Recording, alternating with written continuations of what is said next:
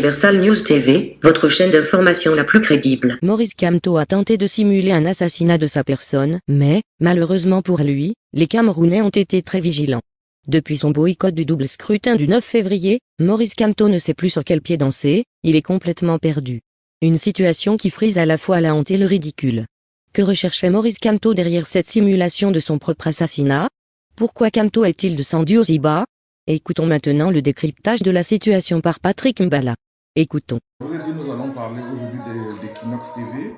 Nous allons parler du faux assassinat de monsieur Kamto. Cet homme dont je vous dis depuis 2018 que c'est un homme dangereux, hyper dangereux pour notre pays, et vous le constatez aujourd'hui. Bon, moi, je suis quand même parfois énervé, parfois à la lenteur de nos autorités, qui parfois, je ne sais pas ce qui se passe parfois. Moi, si j'avais été à la place des autorités camerounaises, Kamto n'aurait même pas été candidat. Pourquoi? Parce qu'en politique, lorsque vous avez un adversaire qui traîne des casseroles, vous lui posez sur la table pour l'empêcher d'avancer. C'est ça la politique. Tout comme les talibans passent le temps à montrer des ratés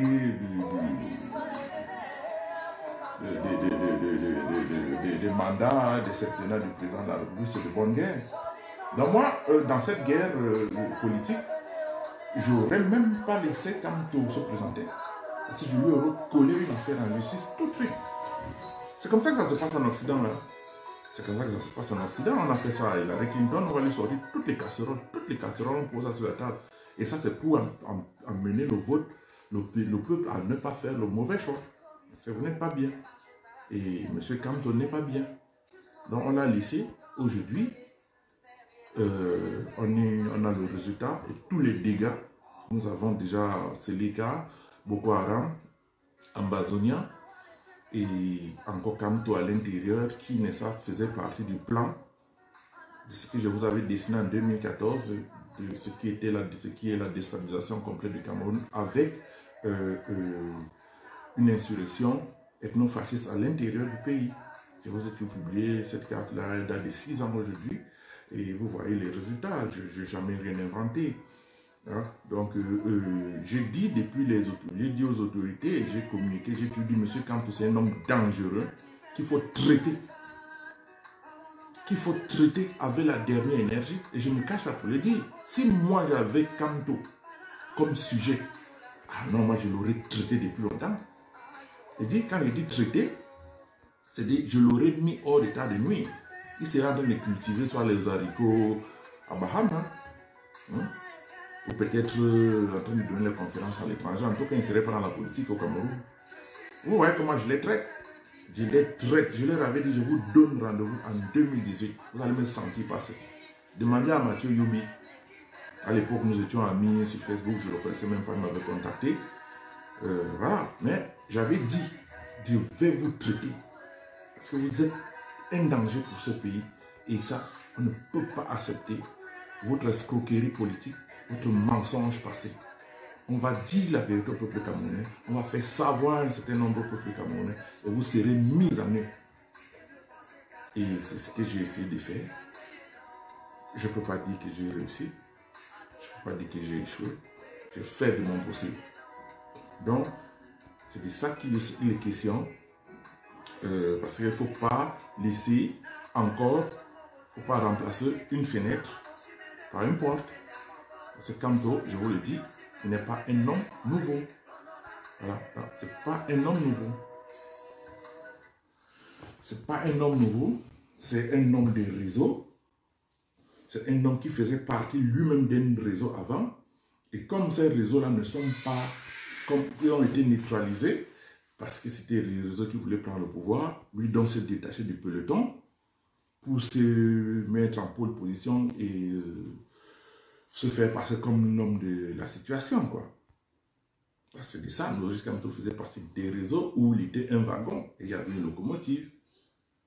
Donc, voilà, c'est de ça qu'il est question. Donc, comme beaucoup d'entre eux ont été neutralisés, soit par des incarcérations, qui étaient normales dans la lutte contre le PFI, aujourd'hui, M. Kamto jouant sur le fait que de son appartenance ethnique, parce que vous savez, la justice au Cameroun se heurte souvent au communautarisme et au repli identitaire. Donc ça fait finalement que vous avez des gens, on ne peut pas arrêter tel parce que on va fâcher l'électorat du Nord, on va fâcher l'électorat Bamileke, on va fâcher le tel, on va... Donc, c'est un peu d'être conciliateur, c'est ça le président toujours prôner cette tolérance qui nous a parfois beaucoup handicapés. Et pourtant, les bandits comme les grands chemins comme Kamto, on sait ce que Kamto, ses partisans ont souvent l'habitude de prendre l'affaire Bakassi comme un trophée, mais on ne vous dit pas les surfacturations qui ont eu cours dans l'affaire Bakassi.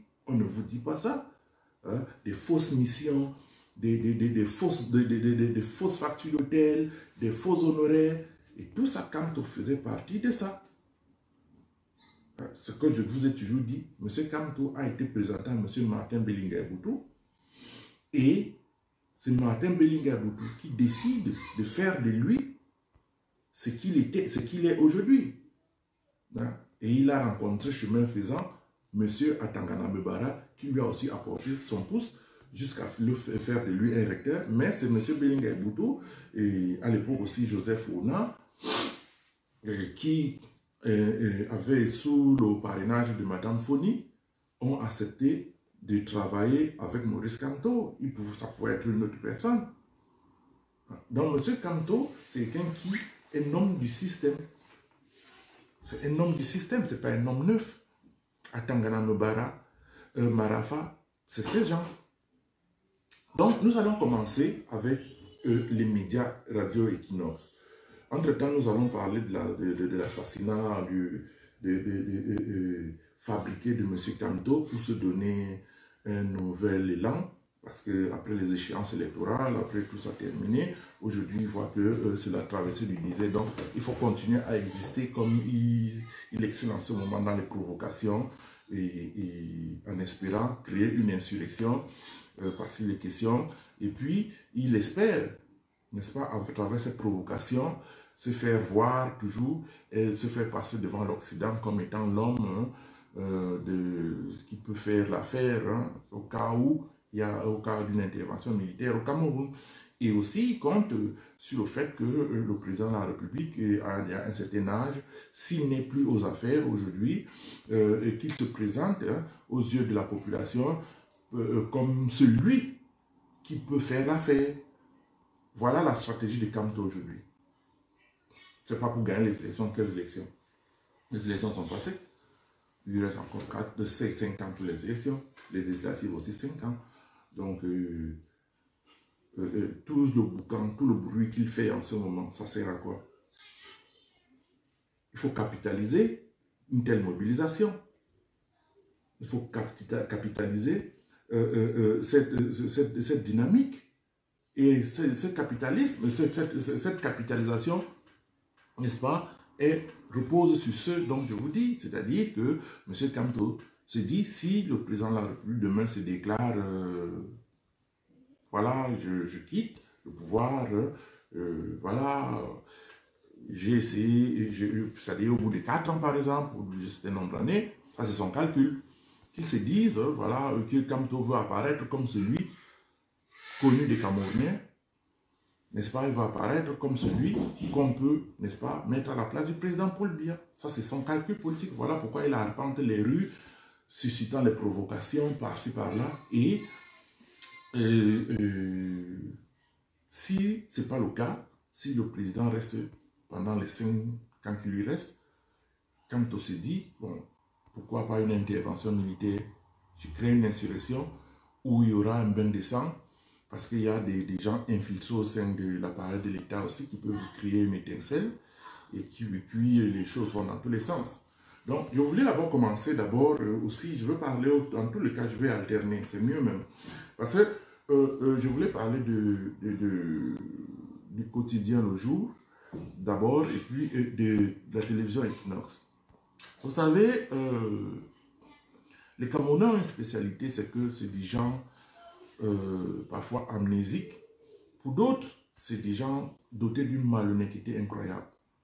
C'est-à-dire, c'est des gens qui peuvent se faire financer avec de l'argent du sang et du jour au lendemain viennent vous se faire passer pour des hommes neufs, pour des hommes blancs, pour des messieurs propres. Et c'est le cas du quotidien Le Jour, c'est le cas de la télévision Equinox.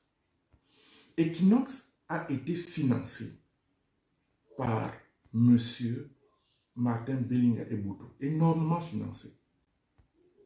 Monsieur Tchunke, si ce que je dis je mens, est-ce que vous n'êtes jamais allé au cabinet civil au temps de Martin Bellinga-Ebouto toucher de l'argent?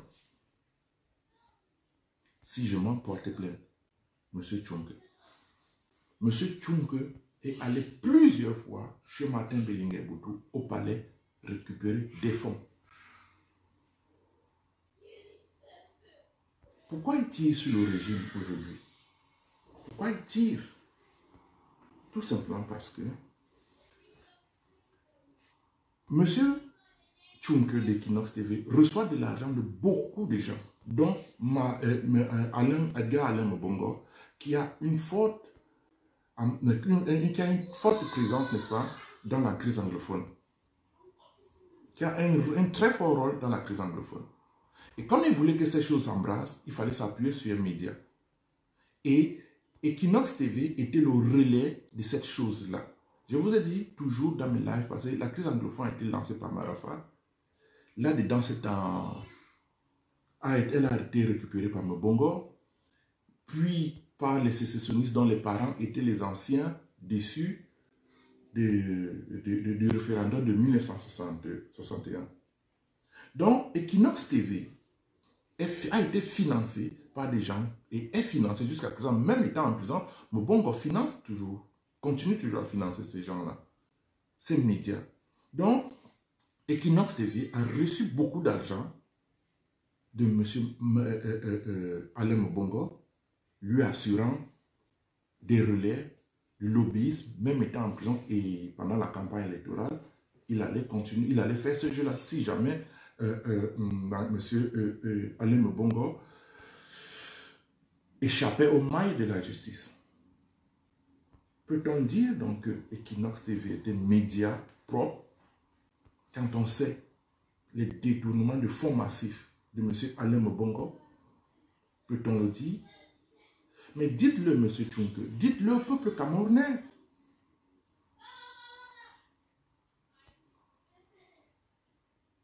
Vous jouez un jeu qui est celui des bandits à col blanc incarcérés et dont vous espérez la libération à la chute du président de la République. Dites-le au peuple camerounais. Je dis et je le répète, M. Tchunke a reçu de l'argent. C'est M. Martin Bellinga qui donne la force à M. Bellinga, à M. Tchunke. Ce n'était rien avec la nouvelle expression. Donc, c'est ces gens qui ont fait Tchunke. Ils ont leurs pratiques bizarres là, hein, qui s'ajoutent à tout ça. Monsieur Tchunke, dites-le au peuple camerounais. La crise anglophone, on sait le rôle qu'a joué M. Alain Mbongo, qui vous soutient, Ayoub Tabé, qui était l'homme de paille de M. Alain Mbongo. Vous tirez sur le président de la République parce que vous soutenez M. Alain Mbongo, M. Atangana Mbara, M. Marafa et plusieurs autres. Ça, c'est Equinox TV. Et c'est la même chose que le quotidien Le Jour. Tous soutiennent même certains membres du gouvernement qui sont encore aux affaires et qui espèrent garder leurs privilèges si jamais leur maison, leur villa, leur château, si jamais le président de la République tombait. C'est ça le calcul de ces gens-là. Ce n'est pas pour le bien du Cameroun. Monsieur Tchunke, est-ce qu'il paye les impôts? Monsieur Tchunke a envoyé, a suscité des enquêtes auprès de certains organes de presse concurrents. Il a envoyé des inspecteurs des impôts. Par exemple, dans le journal, Le Messager de M. Pinjaoué, pour confirmer. Mais le problème, c'est que Martin Bellinga-Ebouto protégeait aussi le Messager. Il finançait le Messager aussi. M. Tchunke d'Equinox TV se retrouvait coincé. La fermeture du messager de M. du feu Pinja n'a pas eu lieu, mais il voulait casser, faire fermer le messager parce que le messager lui faisait ombrage. M. Tchunke aujourd'hui doit de l'argent à la période de Manga, près de 5 millions, mais la période de Manga est décédée, il n'a jamais touché cet argent. Voilà les donneurs de leçons. Des gens d'une malhonnêteté incroyable, inqualifiable, qui ont du sang, l'argent de la souffrance du peuple camerounais dans les poches, et ils veulent se faire passer pour des donneurs de leçons. Essayez de partager, s'il vous plaît. Essayez de partager.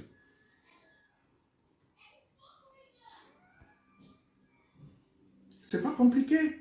Essayons de partager. Parce qu'il faut que les gens sachent qui sont ces médias.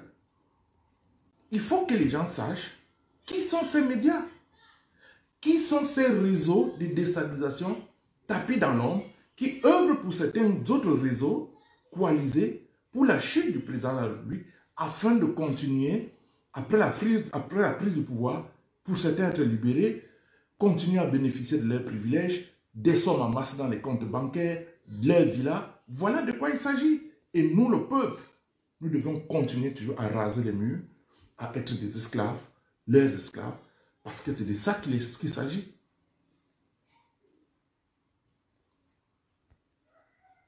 Donc, monsieur, il est sorti là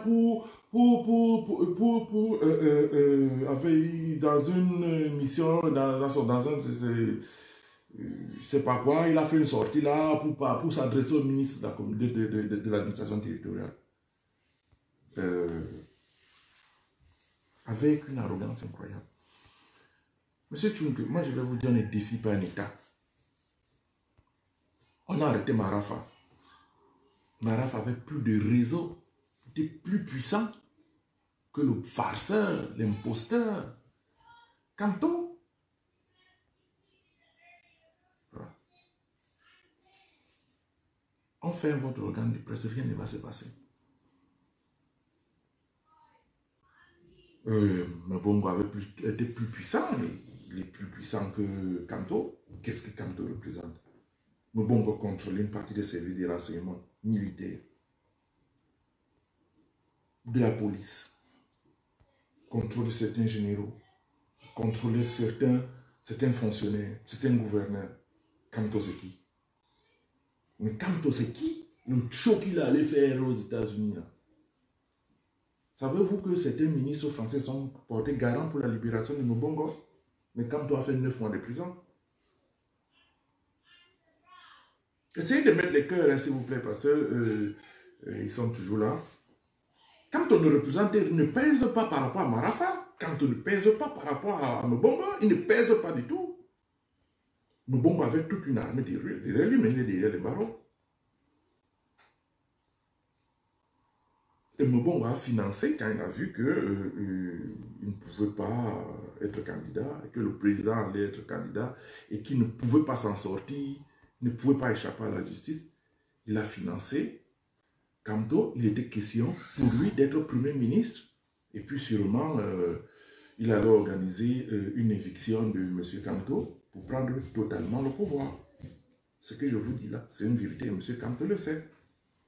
M. Kanto a reçu énormément de l'argent des prisonniers politiques, pardon, des prisonniers de luxe, je veux dire, parce que M. Mbongo n'est pas un prisonnier politique. Il a reçu de l'argent de Tangana Mbara et plein d'autres personnes. Donc, il est obligé de faire son show là parce qu'il doit montrer à ses mécènes, à ses financiers qu'il a qu'il travaille, qu'il fait quelque chose. Donc, Equinox TV est dans cette entreprise-là de déstabilisation et de soutien de ces réseaux de prédation, de ces bandits à col blanc qui l'ont financé et qui continuent à les financer. Il faut savoir qu'il y a certains prisonniers de luxe qui ont les clés de leur coffre-fort, même étant à Kondengui. Ah oui. Je me demande même s'ils ne sortent même pas de temps en temps à aller faire passer des week-ends à Kribi et revenir. Parce que C'est souvent arrivé.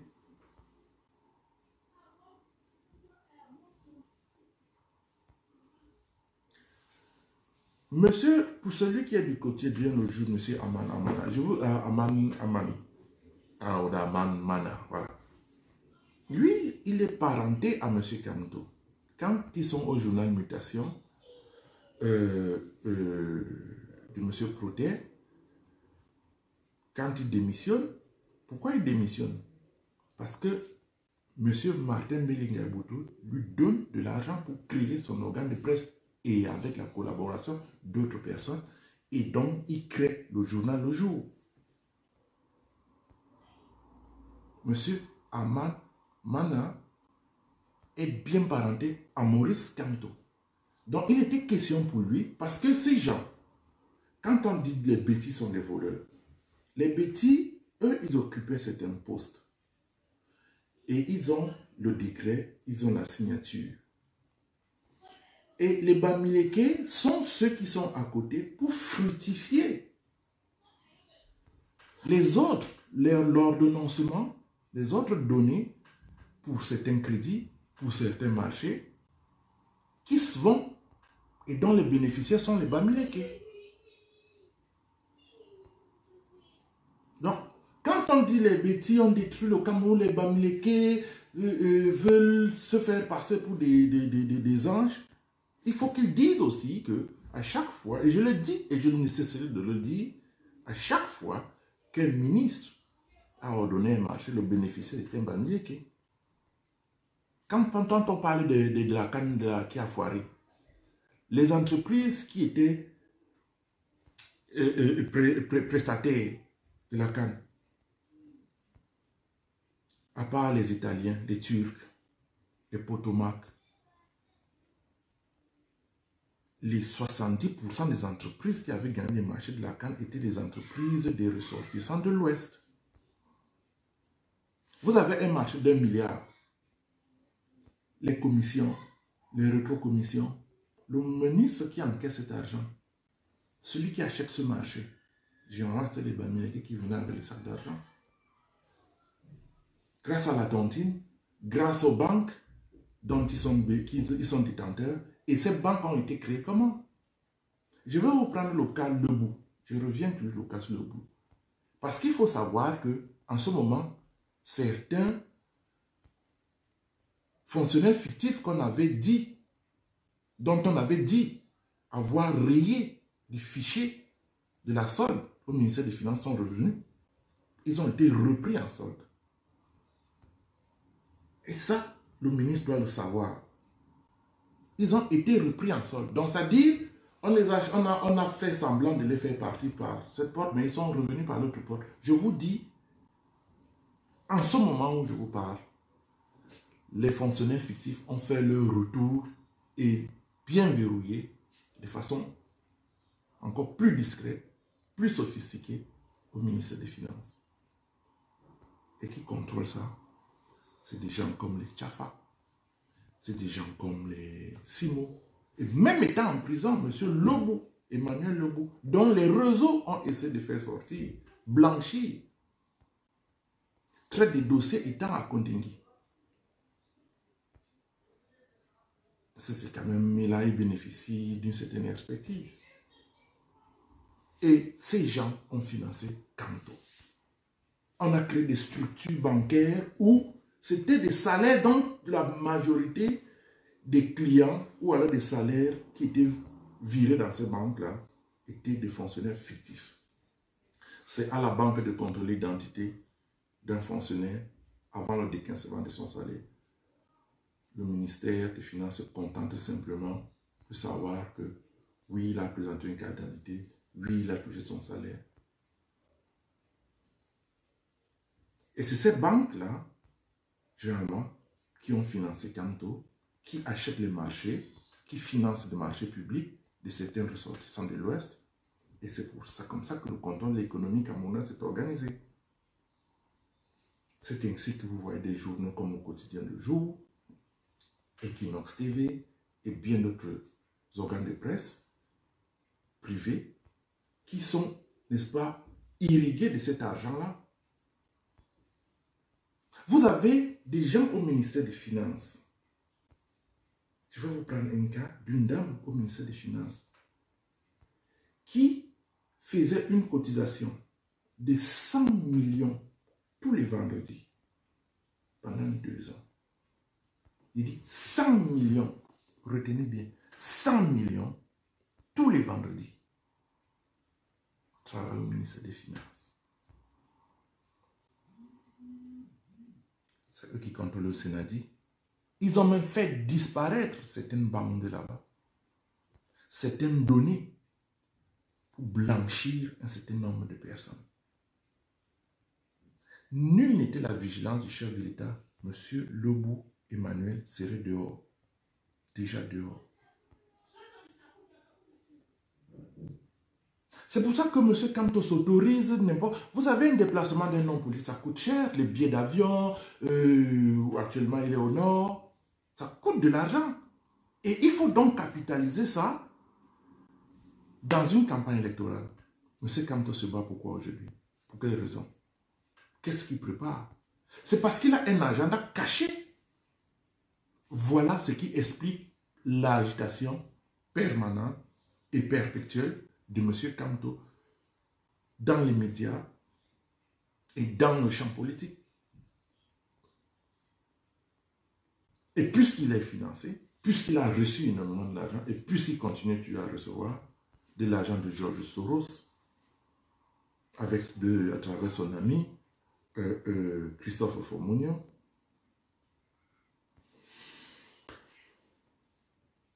l'argent coule à flot. Quel est le parti politique au Cameroun, à part le RDPC, qui peut bénéficier de la manne financière du MRC? Vous pensez que les cotisations de certains militants, c'est pas grand-chose? Une certaine banque qui est au niveau des trucs, qui se trouve au niveau de l'hôtel de ville. Voilà, autant de banques, autant d'entités qui assurent le blanchiment, les virements bancaires au profit de M. Kamto. Et tous sont ressortissants de l'Ouest. C'est toujours curieux. C'est toujours les mêmes noms qui insultent, mais c'est toujours les mêmes noms qui s'organisent à voler, et c'est toujours les mêmes... Mais ils le font la nuit, c'est ça le problème. Mais aujourd'hui, le peuple camerounais le sait, et connaît et a identifié les vrais ennemis du Cameroun, a identifié les vrais ennemis du Cameroun, qui sont l'élite Boulou, l'élite Betty et l'élite Bamileke. C'est eux. C'est-à-dire le peuple Boulou n'a rien à y voir là-dedans. C'est une certaine élite. Et là vient se greffer autour de ce tandem, n'est-ce pas, l'élite Douala, l'élite du Nord-Ouest, l'élite Aoussa, l'élite de toutes les autres communautés. Ils ont coopté le reste. Mais c'est ce tandem-là qui a organisé le pillage du Cameroun. C'est-à-dire l'élite Betty, qui est aux affaires, qui a le décret, qui a le pouvoir de décision, qui dispose de ce pouvoir-là. Et à côté, il y a le Bamileke qui est là pour fructifier.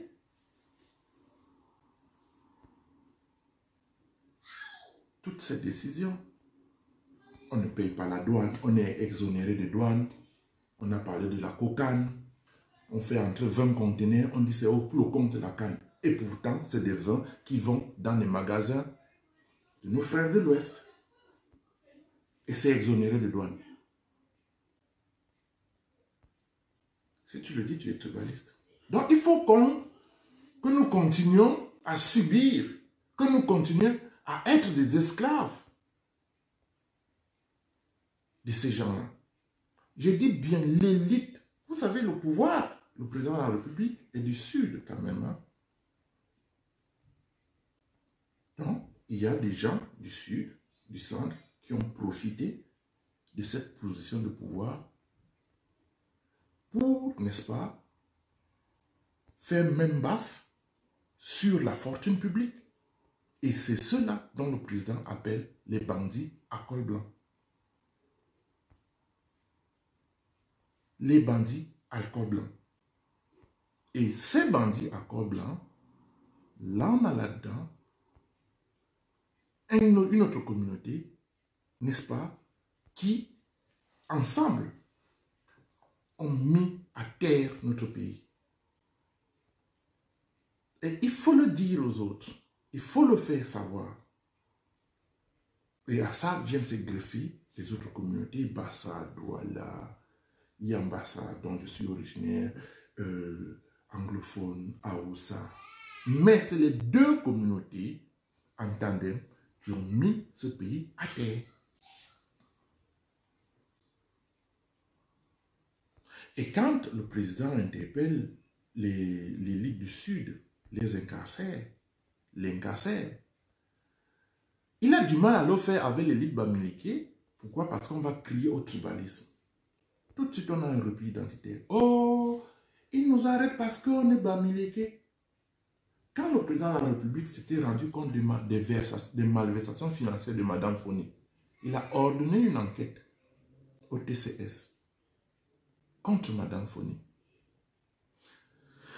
Mme Foni s'est présentée la première fois. La deuxième fois, Mme Foni s'est déshabillée toute nue.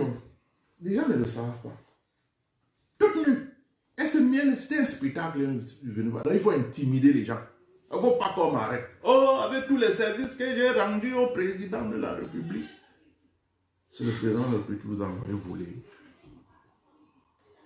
Depuis quand il vous a envoyé voler? Pourquoi il vous arrête encore? Donc, ils s'organisent en groupe, en comité, en réseau, pour faire même basse sur la fortune publique. Et ces gens financent tous les journaux dont je vous parle là. Equinox TV, le journal Le Jour. Equinox TV et le journal Le Jour se sont repartis les parts de marché. Toi, tu contrôles Yaoundé, moi je contrôle Douala. Les Olanguinawono, tous ces gens. C'est à travers ces journaux-là. Vous voyez les livres, les extraits des livres de Olanguinawono, et Awana, des gens comme des Marafa. C'est toujours cette même presse-là. Pourquoi ils le font? Parce qu'ils sont graissés, ils sont financés, ils sont irrigués. Et ça, il faut que le peuple camerounais le sache. Donc, je vais revenir aussi maintenant sur le faux assassinat de Maurice Kamto. Si vraiment on voulait assassiner Maurice Kamto, ce ne serait pas en envoyant un homme en tenue avec 9 balles sur lui. Parce qu'un pistolet, le pistolet que tient M. Foguet, c'est un pistolet dont le chargeur ne peut prendre que 9 balles. 9. Face à la foule des gens qui entouraient Maurice Kamto, vous pensez qu'un pistolet de 9 balles peut faire l'affaire? Commençons par là. Je vous dis, depuis 2018, M. Kamto est un homme dangereux. Très, très dangereux.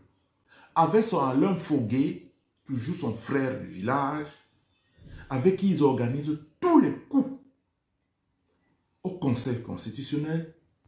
Quand on avait clôturé les débats, c'est Alain Foguet qui avait organisé le désordre qui a eu lieu à la dernière minute, dont on parle aujourd'hui, toujours des PV, des 32 PV.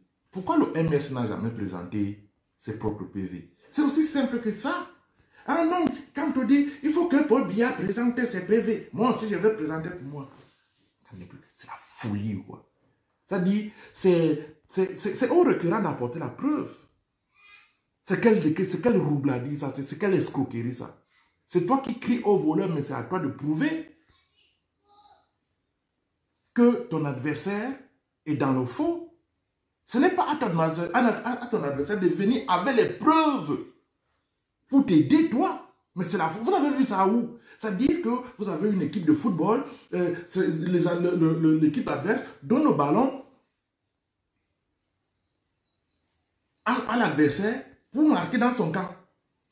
Ah non, si vous ne le faites pas, non, ça veut dire que vous n'avez pas gagné. Mais vous voyez un peu c'est-à-dire la malhonnêteté des gens. C'est qu'au MRC d'apporter ses PV. Et ce désordre qui avait été organisé à la dernière minute, c'est M. Alain Foguet. Parce que Alain Foguet était informé d'un certain nombre au sein du Conseil constitutionnel. Il y avait des traîtres au Conseil constitutionnel qui donnaient les informations au MRC. Des informations comment procéder. Parce qu'ils savaient que le RDPC a gagné. Vous avez un certain Niat qui a dit de la base, il a dit la stratégie était quoi? Paul Biya est imbattable. Paul Biya a gagné. Mais cette victoire-là est un mandat de trop. Il faut renverser la table, organiser une insurrection et faire partir le président Paul Biya afin que de nouvelles élections soient organisées bénéficiant d'une certaine popularité, que Kamto soit le gagnant de cette élection-là. Ça, c'est la stratégie de la base.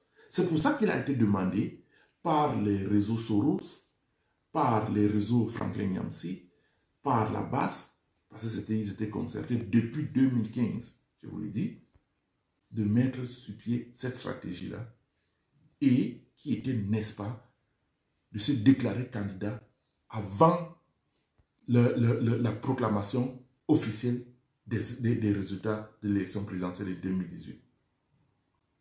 Ce gars qui le dit, je vous l'ai dit depuis, c'est un gars de la base. Il est le fondateur du nom Basse.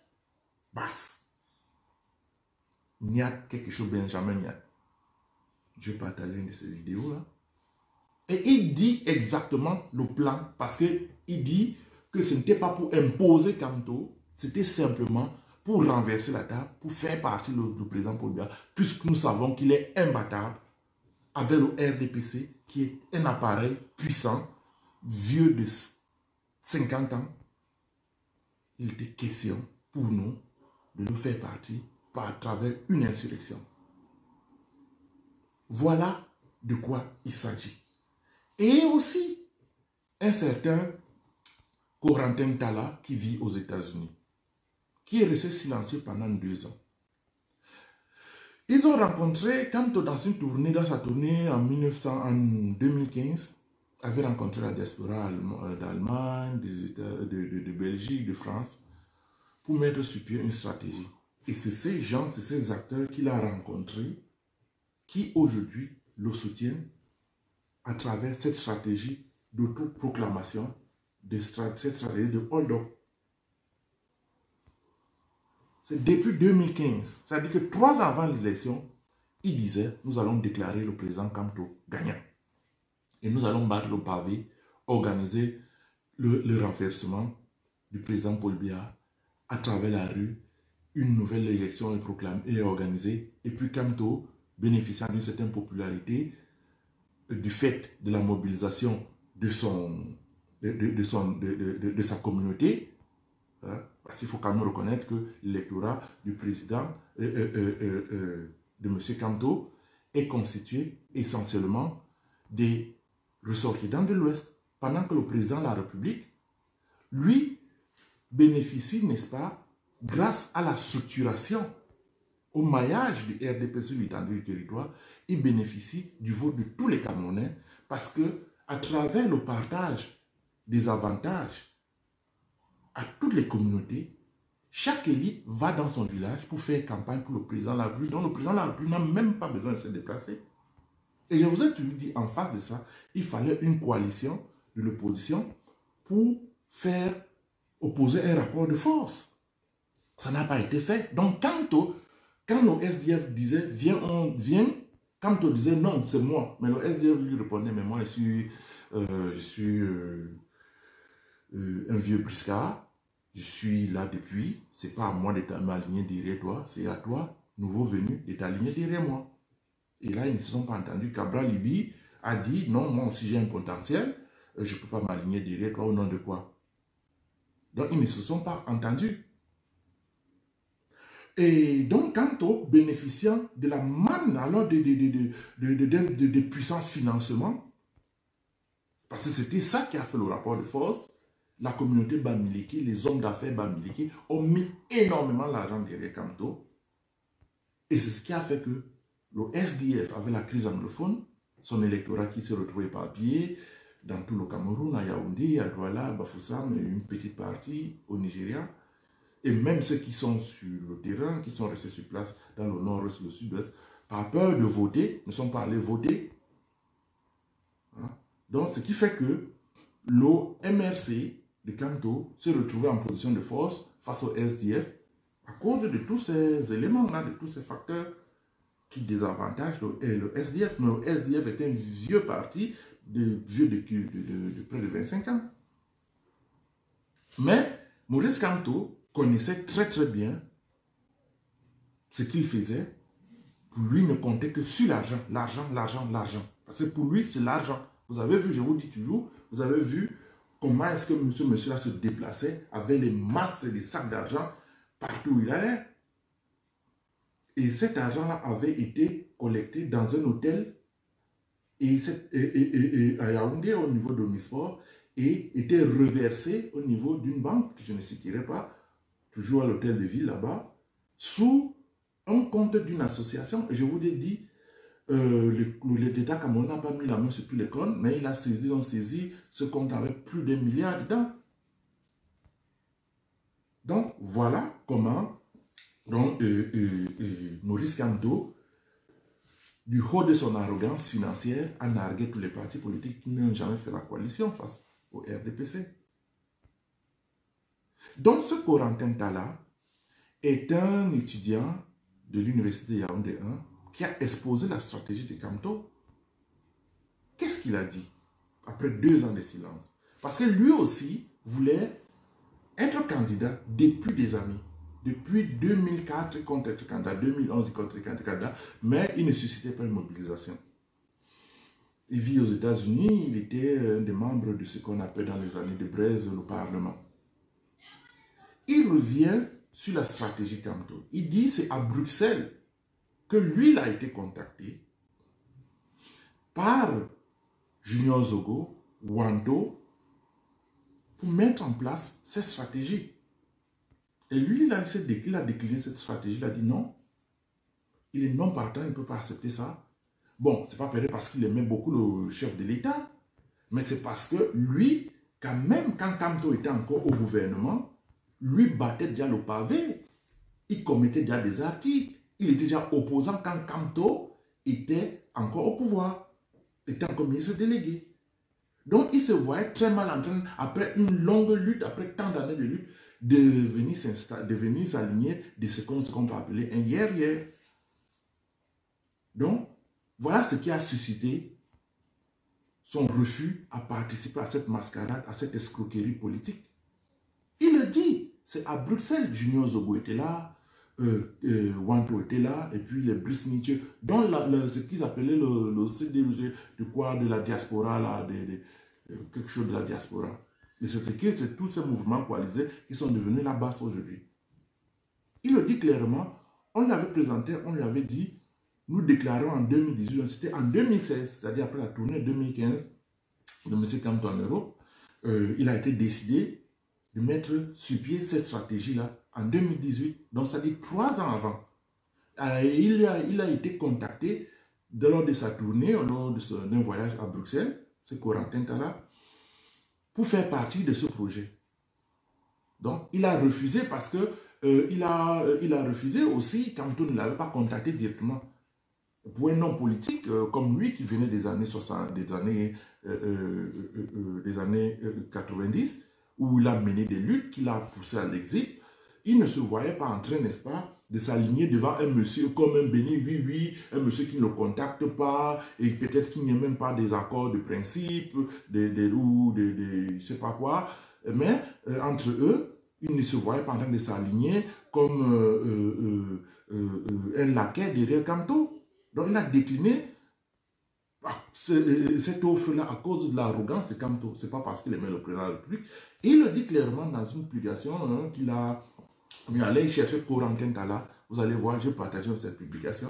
C'est les anciens de la lutte depuis les années 90, depuis les années Frundi. Donc, il dit clairement quand il était question que Maurice Kamto se déclare vainqueur, s'autoproclame à la Jean-Ping, hein, vainqueur au lendemain de l'élection présidentielle pour court-circuiter les institutions, pour court-circuiter le résultat des urnes et mettre le peuple dans la rue. À travers cette insurrection, Paul Biya tomberait. C'était ça le plan. Mais comme Kamto, les gens s'étaient rendus compte que c'était le candidat d'une communauté, c'était le candidat du village, les gens n'ont pas adhéré à ça. C'est pour ça que quand vous voyez la forte mobilisation qu'il y a souvent à Douala derrière lui, elle ne peut pas avoir lieu ailleurs. Pourquoi elle a lieu à Douala? Parce que Douala, c'est la capitale économique. Et je vous ai toujours dit, l'Ouest Cameroun est enclavé.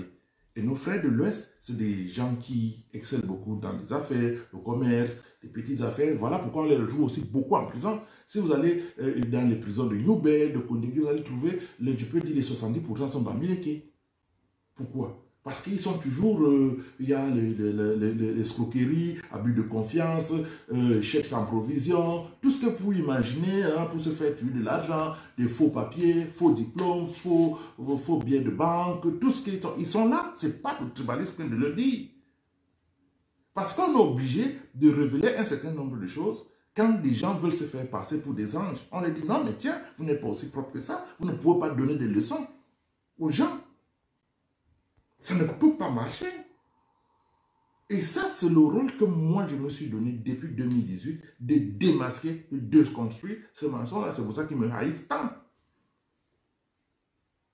Je ne peux pas, je ne me vois pas en train d'avoir...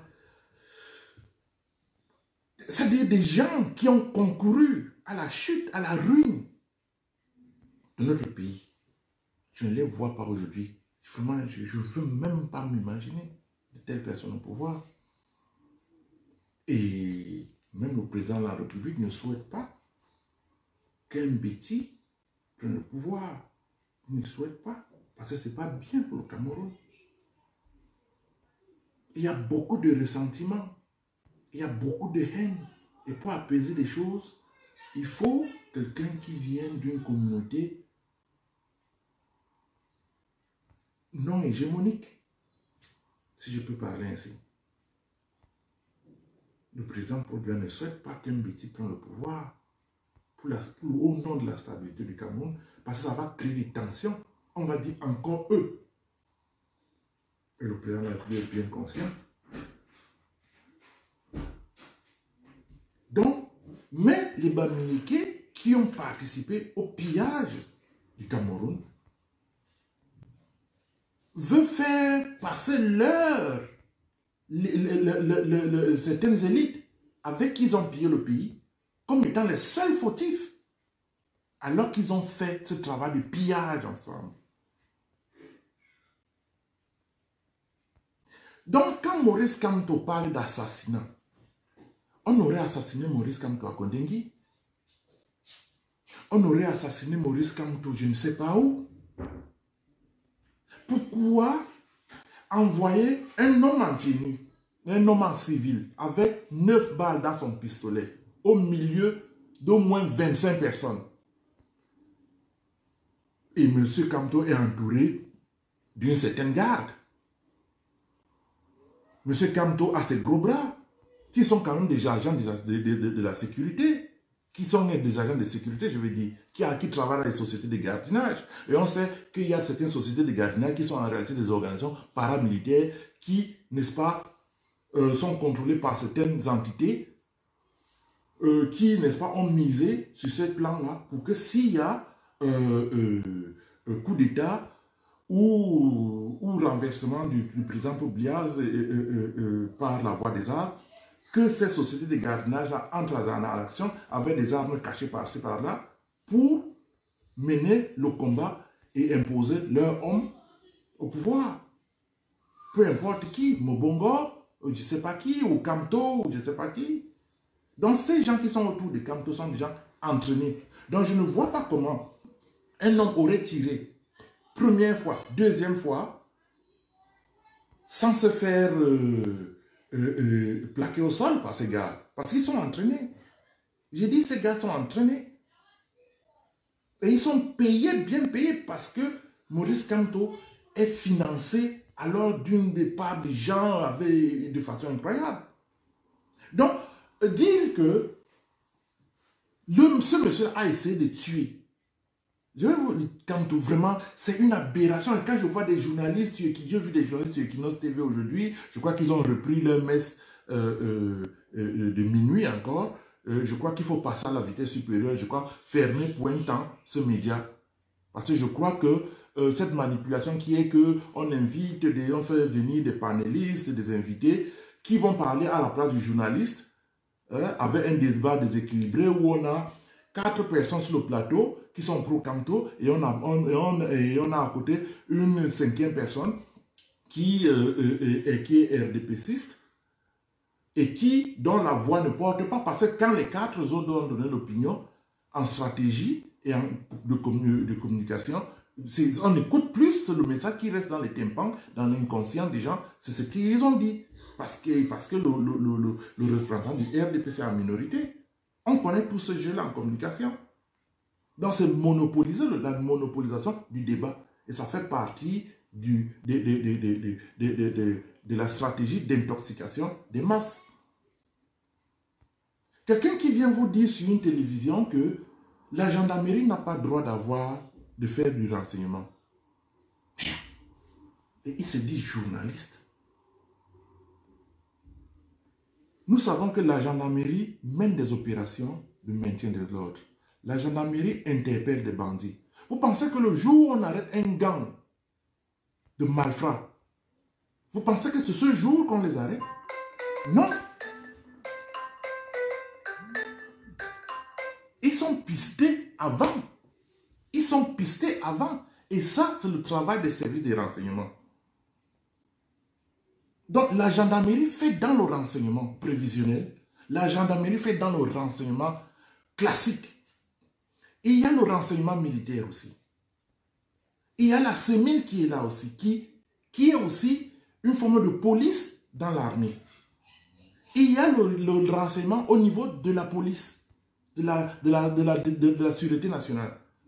Même la GP, c'est-à-dire que la garde présidentielle, à son service de renseignement. Vous pensez que s'il y a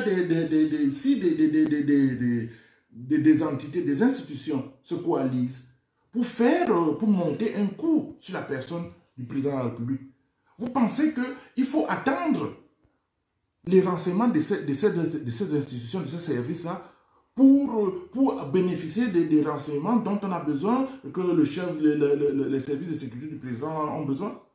Arrêtez de rêver. Ils ont leur propre mesure de sécurité. Hein?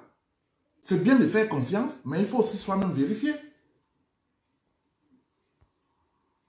Donc, Maurice Kamto est aujourd'hui dans la provocation permanente.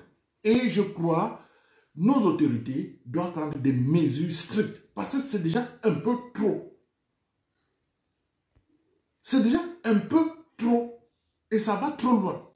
Imaginez que c'est l'incident que M. Foguet, le poseur de pieds bandés sur les plateaux, les tables de plateaux de télévision. C'est toujours lui, ce monsieur. Sur la route de Bolova, c'est lui qui crée l'incident. À partir d'un rien, donc il ne fait que dans la provocation, ce monsieur Foguet. Et c'est lui qui est le propriétaire du MRC. Et le MRC ne lui appartient même pas en réalité. C'est qu'il va au niveau, il a doublé les gens avec qui il était, hein, dont Ounangini et plein d'autres. C'était une cellule de réflexion, le MRC, la renaissance de la pensée. Et M. Foguet a utilisé ça pour créer le MRC. C'est-à-dire qu'il a doublé tous ses amis.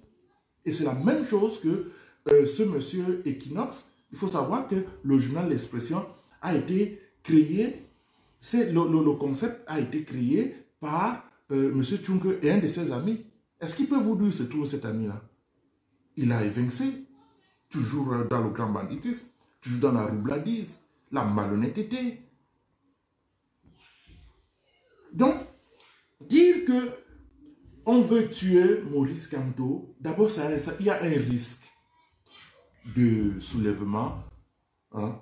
C'est la même chose que j'ai toujours dit, puisque la base dit qu'elle veut porter atteinte à l'intégrité physique du président de la République, j'ai toujours dit, même les services de renseignement occidentaux qui ont parfois tenté peut-être une intervention militaire se disent que tout de suite, cela peut dégénérer en guerre civile, comme au Rwanda. N'oublions pas, c'était la mort d'Habyarimana au Rwanda qui avait causé le génocide rwandais. Donc la mort subite de Maurice Kamto peut entraîner un soulèvement. Vous avez vu ce que monsieur le fou, Blaise Sama avait déjà commencé à organiser à Douala. Et ça peut créer un effet d'entraînement où on peut avoir des magasins brûlés, des gens tués par vengeance, tout simplement parce qu'on dit on a tué notre leader. Donc le gouvernement n'a aucun intérêt. Les élections sont passées. Le président de la République dirige. Donc il n'a pas besoin. C'est pour ça qu'il dit que c'est un petit parti politique. Mais quand on n'est pas seulement le leader d'un petit parti politique, il est petit dans sa tête. On veut l'assassiner. Et puis quoi encore? Et puis on envoie une personne avec 9 balles dans son chargeur.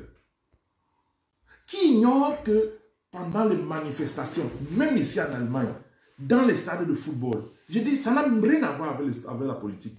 Les stades de football, les services de renseignement sont là-bas. Un certain journaliste et même la meute des talibans se permet à dire, un certain journaliste sur Equinox TV dit, les services de renseignement doivent, n'est-ce pas, signaler leur présence sur les lieux.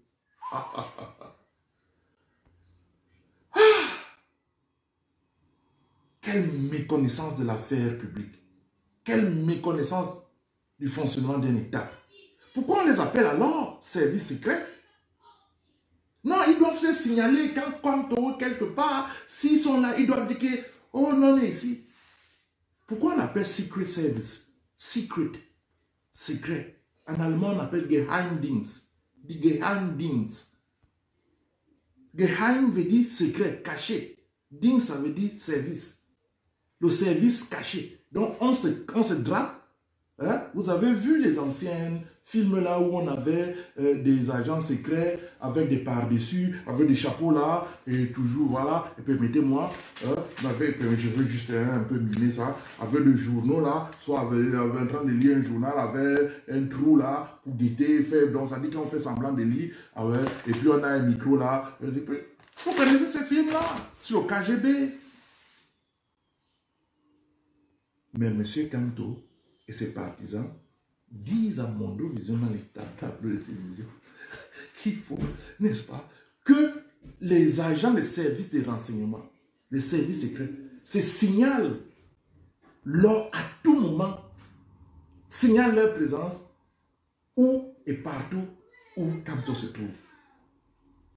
Bon, puisque Kamto veut faire croire qu'il est menacé, les services de renseignement, c'est normal. Mais quand on ne peut pas vous dire qu'il y a des agents de renseignement, des services de renseignement, qui prenaient des renseignements qui doivent aller pour le compte, qui doivent, n'est-ce pas, bénéficier à l'État du Cameroun. Quand on ne peut pas vous dire que des membres des services de renseignement ressortissants de l'Ouest Cameroun remettaient des renseignements à M. Kamto,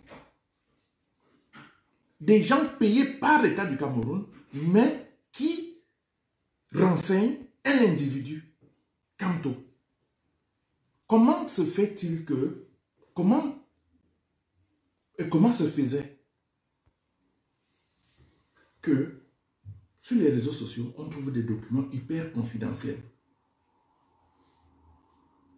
sur la garde rapprochée du président de la République, le nombre d'hommes, le numéro des armes qu'il porte, le nombre de cartouches.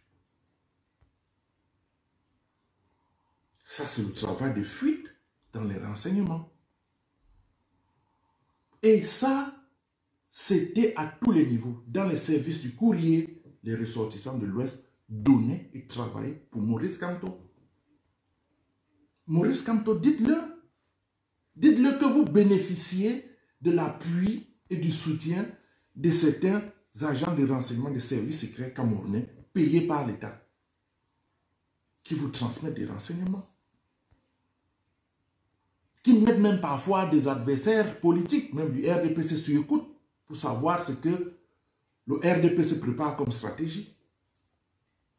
Camto, il faut le dire, c'est pas de rester dans de rester dans une victimisation puérile pour continuer à rester, attirer toute l'attention sur soi, monsieur Camto. Dites-le au peuple camerounais que des agents des services de renseignement dans les services secrets camerounais, ressortissants de l'Ouest, vous ont apporté des renseignements stratégiques.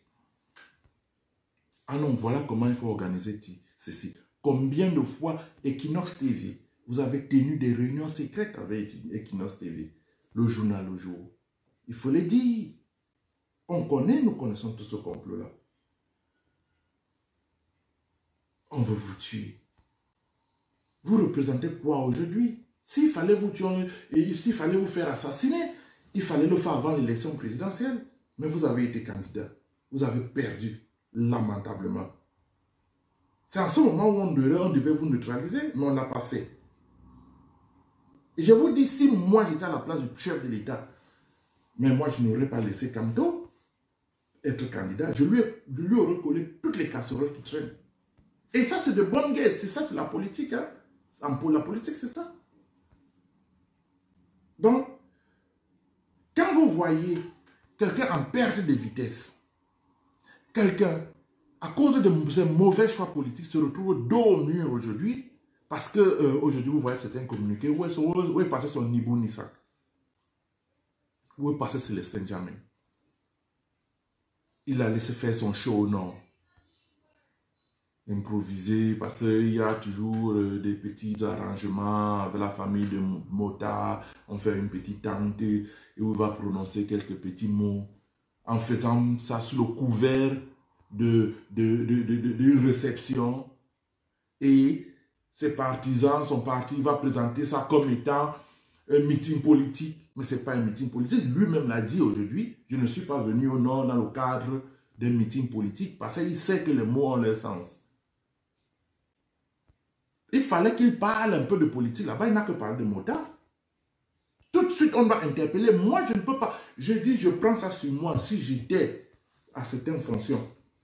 Il y a longtemps que Maurice Kamto serait quelque part en train de dormir sur un matelas, quoi. Sur un matelas, quoi. Tandis qu'il est en prison. Maurice Kamto est sorti. Comment est-ce que, quand il dit les services de renseignement, les services secrets, le piste, lui-même a fait comment pour sortir du Cameroun pour sa tournée qu'il a conduite jusqu'aux États-Unis, en France, au métier de France et tout.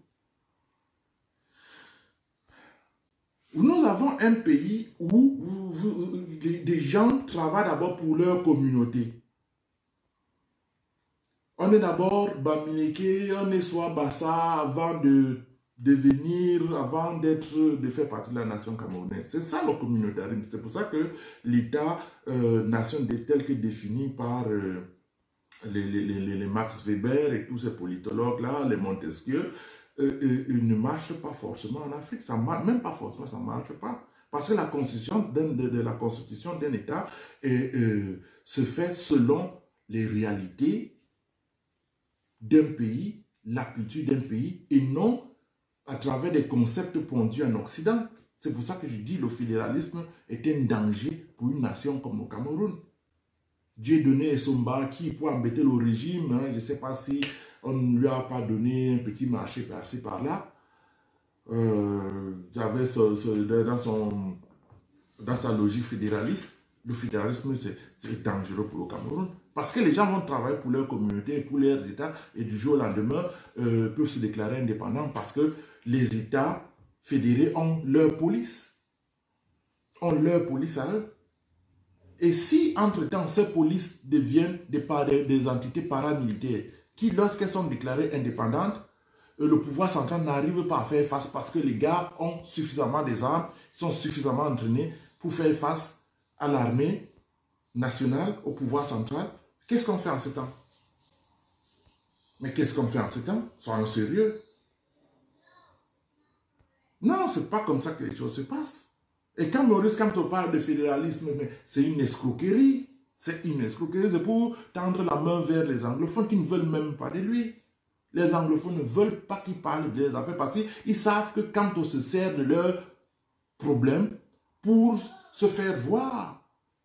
Kamto n'est pas le défenseur des anglophones. Moi, mes enfants sont du nord-ouest. Une partie de mes enfants sont en partie du nord-ouest. Donc, moi, je peux parler plus de la question anglophone que Kamto. Parce que quand moi, je veux parler à mes beaux-frères, certains vont m'écouter, même s'ils ne m'écoutent, certains ne vont pas m'écouter. Et je leur avais dit, vous ne pouvez pas, ce que vous avez engagé là, c'est impossible, vous n'irez nulle part, vous allez mourir inutilement. Beaucoup ne me saluaient plus, mais aujourd'hui, ils baissent la tête. Moi, j'ai discuté hier avec 3 ambazoniens. J'ai dit, je vous avais dit en 2017 que vous allez vous envoyer les gens à la mort inutilement. Vous dites, vous parlez de ville morte, vous parlez de tirer sur l'armée, mais descendez, vous êtes ici depuis quand vous venez au Cameroun, vous êtes à Yaoundé. Allez aussi dans le Golfe, dans le Grand Zéro. Et là-bas, vous prenez les gens. Pourquoi vous dites ville morte, Ghost Town?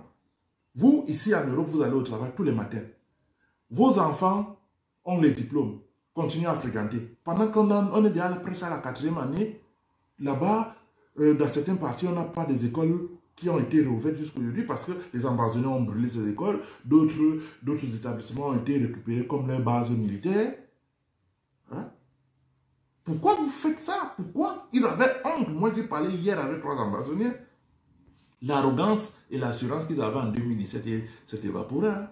Beaucoup.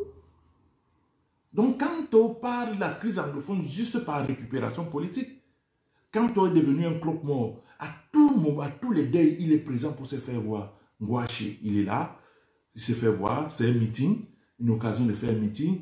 Le feu avocat Swap, on va, c'est une occasion de se faire voir. Il a allé tendre la main à la veuve n'a pas tendu sa main. On dit, oh, c'est la tradition à l'ouest. Mais il est de l'ouest, pourquoi il a tendu dans la main? Il ne connaît pas sa tradition. Quelle escroquerie. Il est allé chez Ndamjoya. Montrez-moi une seule photo du vivant de Ndamjoya. Il ne s'entendait pas du tout avec Kamto.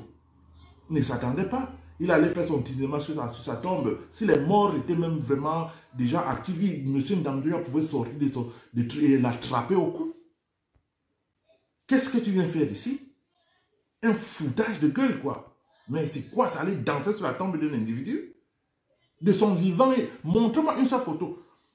Vous avez demandé à Ndamjoya en 2017 de s'aligner derrière le MRC.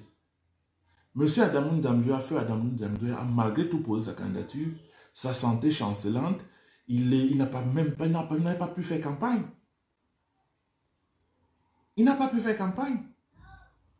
Donc, quand aujourd'hui est dans la provocation, parce que les carottes sont cuites, il n'y a plus rien.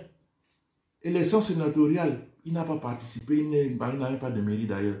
Élection municipale, il n'y était pas. Législative, il n'y était pas. Présidentielle, il a participé, il a perdu. Donc les carottes sont cuites. On a tourné la page de toutes ces échéances électorales. Aujourd'hui, le septennat est en marche. Le mandat des députés va bientôt commencer. La rentrée parlementaire, je crois, c'est en mars ou en avril, si mes souvenirs sont bons. Et les maires ont déjà pris leur fonction. Paul Éric Ngiki, qui était son directeur de campagne, a été élu. Le RDPC, je vais dire le MRC de Maurice Kamto, se sera en sorti, au moins ça avait 10 mairies. Cabral Libi, le jeune Cabral Libi, contrôle 7 mairies. Au moins, il a, je crois, ses 5 députés, je ne sais pas. C'est pas rien. C'est dans les institutions qu'il faut mener la contestation, l'opposition. Et non dans la rue. Et pourquoi Kamto choisit la rue? Parce qu'il est au service de certaines entités et occidentales qui en veulent au président de la République parce que le président de la République a refusé de leur céder un certain nombre de marchés, de construction, de routes et l'exploitation de certaines matières premières au Cameroun. Et Maurice Kamto leur a promis, n'est-ce pas, de leur attribuer ces marchés-là. Donc Maurice Kamto a passé des lettres d'intention, des accords d'intention avec certaines puissances occidentales pour brader nos richesses. Et c'est ça qu'il faut dire aux autres. C'est pour ça que je vous dis, partagez mes directs, afin que beaucoup de gens sachent le complot ourdi par M. Kamto et ses alliés, prisonniers politiques, occidentaux, et sa meute villageoise. Et j'oublie toujours de parler de la réforme agraire. Cet article de M. Kamto, l'article 35, qui disait qu'il faut récupérer les terres appartenant aux autochtones pour les reverser au marché. Donc, M. Kamto allait créer un marché agraire au Cameroun. C'est-à-dire qu'il allait déposséder les gens de leurs biens immobiliers de force. Si vous avez par exemple 10 hectares, M. Kamto il vient, il vous dit, bon, il n'y a que vos maisons qui sont votre propriété. Tout le reste, c'est l'État qui récupère. Vous avez vu ça sur quelle terre? Vous avez vu ça dans quel pays? Pourquoi Maurice Kamto voulait le faire? Parce que l'Ouest ne constitue que, je dirais, les 1% du territoire camerounais, les 1,2%, c'est 2% du territoire camerounais. Donc il était question d'arracher les terres aux autochtones et de les revendre à ses frères du village. Parce que c'est eux qui allaient bénéficier. Vous ne pouvez pas dire quelqu'un d'Ambam qui a un terrain. Qui a déjà un terrain. Tout le monde a son village. Tous ceux qui ont un village n'ont pas besoin de cette réforme agraire. Donc, tout ça allait bénéficier à ceux qui n'ont pas de terrain et qui sont plus nombreux. Et on sait qu'au Cameroun, ceux qui ont passé à faire beaucoup d'enfants, à cause de l'idéologie Ndogmo, ils ont fait beaucoup d'enfants pour qu'à l'horizon 2020, tel qu'il avait pensé, que le Mbamileke soit au pouvoir grâce à la stratégie du nombre. Donc, ils ont fait beaucoup d'enfants. Aujourd'hui, finalement, l'Ouest est devenu trop petit pour eux. C'est pour ça qu'ils sont ailleurs assez nombreux par rapport aux autres communautés. Donc, cette stratégie-là les rattrape et pour les donner un coup de pouce, M. Kamto voulait déposséder les autochtones de leurs terres pour les mettre, n'est-ce pas, sur le marché, sur le marché agraire, où des gens, je ne sais pas si ça devait être une bourse, où des gens devaient, n'est-ce pas, venir se tailler et dire, moi je prends ça, moi je prends ça, et devenir propriétaire. Je peux même dire que c'est les frères de l'Ouest qui ont créé les titres fonciers, parce que quand vous êtes dans Yaoundé, c'est votre terrain, et tout dit, c'est son terrain, n'a pas besoin d'un titre foncier pour ça. Alors, on peut aussi dire que c'est les banques. Mais l'article 35 de Maurice Kamto était clair dessus, il fallait déposséder, n'est-ce pas? Et il faut lutter contre ce genre de choses. Parce que ça peut créer une guerre civile. Non, M. Kamto ne parle pas de ça. Donc, M. Kamto est un danger pour ce pays-là. Et si l'État ne fait rien, ça va très mal se passer. Parce que ce qu'il il a essayé de faire au nord, si il y avait eu un soulèvement dessus, comme la basse avait déjà commencé à lancer des mots d'ordre, ils appelaient à la vengeance, ils appelaient à la riposte. Si donc c'était le M. Kamto qui était attaqué par la basse à l'étranger, de façon permanente, comme le président de la République est agressé à l'étranger, qu'est-ce que les Bamileke auraient fait aujourd'hui au Béti, au Boulou, puisque la basse est à 98, à 99% constituée de Bamileke? Qu'est-ce qui se serait passé? Donc, les gens jouent avec certaines choses, ils créent quelque chose, et quand il y a même des incidents, voilà un monsieur, ils ont dit que cet élément de gendarmerie-là était sur moto et qui se retrouvait près de la voiture de Maurice Kamto. Bon. Vous savez comment les mototaximans roulent au Cameroun? De façon très très désordonnée. Moi, je vois souvent ces gars, mais je me dis, attends, c'est quelle façon de conduire ça? Il va te bloquer la route, il va passer, il va circuler, il va aller en zigzag.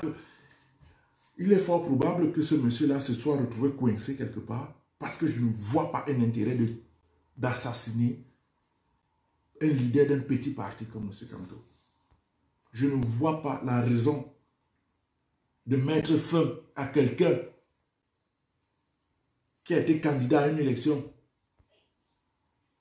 dont il a perdu et dont le gagnant exerce pleinement le pouvoir aujourd'hui. Quelle est la raison?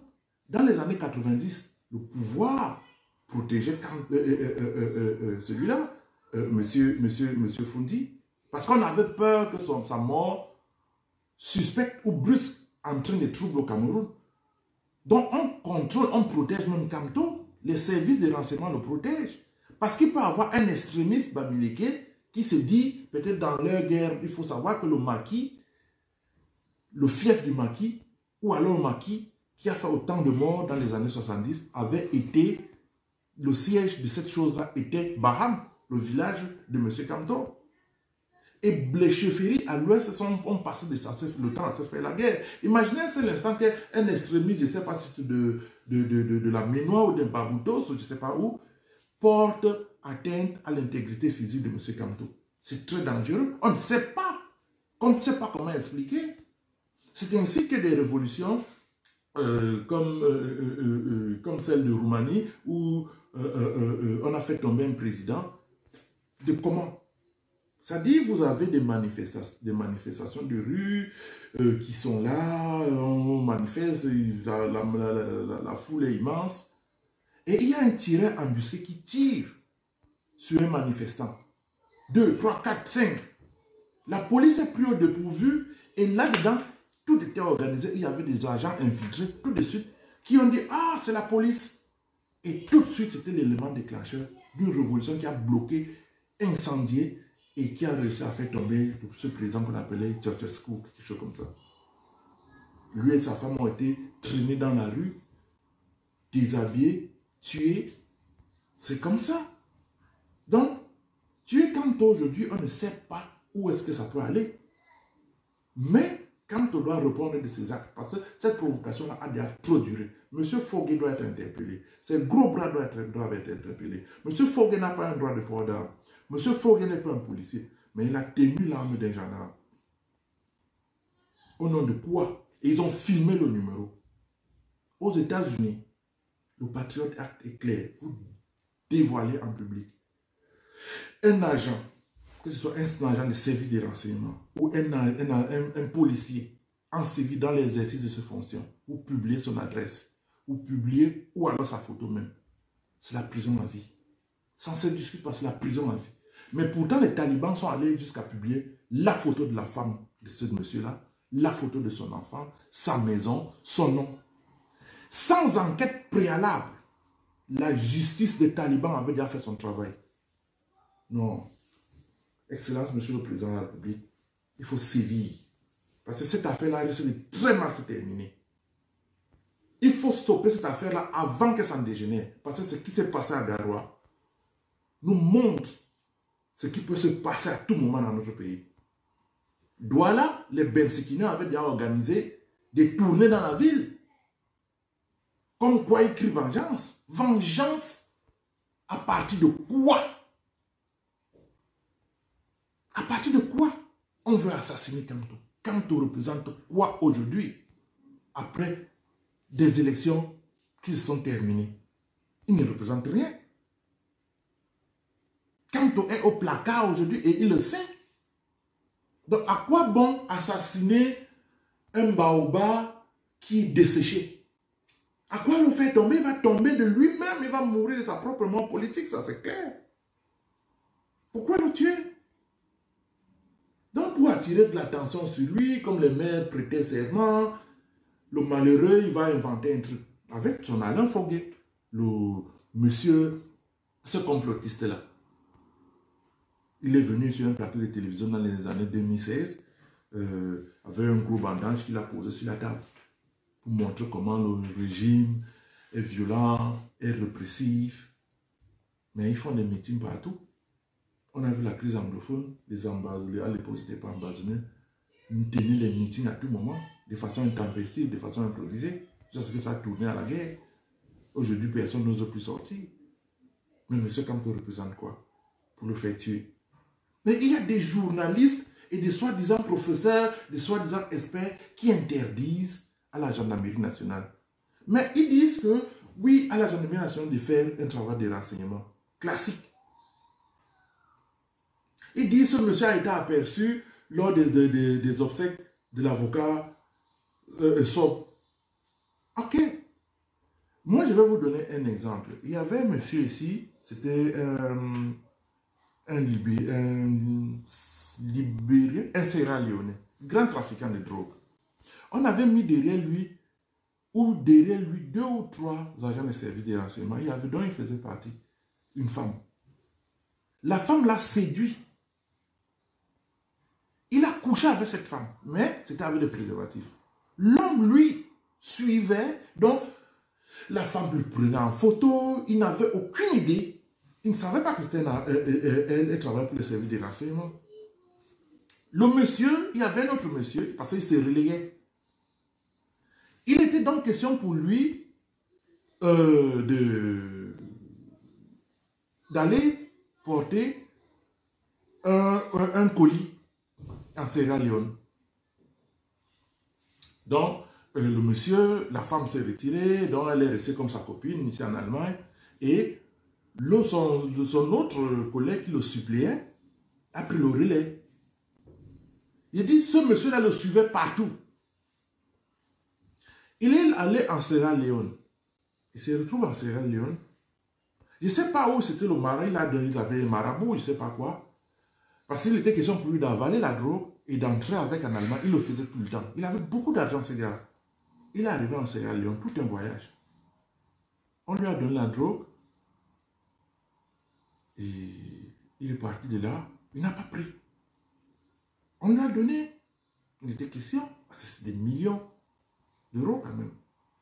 On s'est enrichi en un clin d'œil. En un clic. Il n'a pas pris. Et dans l'avion, c'est lui-même qui me dit, au policier, parce qu'il a fait la prison. Il me dit, le pays ici, c'est un pays compliqué. Hein? En matière de renseignements, ils sont terribles. Alors, c'est comme ça qu'il m'a raconté son histoire. Dans l'avion, le gars des renseignements lui a demandé, pourquoi tu n'as pas pris le paquet? Il dit, quel paquet? C'est là où il a senti qu'il était suivi depuis l'Allemagne. L'Allemand a pris un hôtel en Sierra Leone. L'Allemand le suivait. Le jour où il est arrivé au tribunal, parce qu'on l'avait arrêté finalement, il a fait, je crois, 2 ou 3 ans de prison. On lui a montré des photos. À des endroits où il avait, les vêtements qu'il portait n'existaient même plus. Ça, c'est ça le renseignement. C'est comme ça qu'on démantèle les réseaux. Et ça prend du temps. Monsieur Kamto est au-dessus des lois. Monsieur Kamto veut empêcher les renseignements camerounais de faire leur travail. Avec des invectives, des suspicions, un comportement hystérique, immature d'un homme politique. Et indigne, je veux dire, d'un homme politique. Donc il faut laisser Kamto marcher et tout, librement. Parce que lui, c'est qu'il est un citoyen au-dessus des lois, au-dessus du fonctionnement d'un État. Non, le service de renseignement est le socle d'un pays. C'est le phare, c'est l'éclaireur, c'est les cellules de veille. Quand vous dormez, eux, ils sont là pour regarder. Parce que les bandits aussi, la nuit, eux, ils sortent. Comment on fait pour neutraliser ces gens? Comment on fait pour neutraliser des espions qui viennent de l'étranger pour venir saboter, par exemple, des installations électriques au Cameroun, pour créer le chaos, ou pour mettre du poison dans de l'eau? Des gens, ceux qui démantèlent, se passer par un complot, c'est le service des renseignements. Ils font dans la collecte de données, avec des appareils électroniques, photos,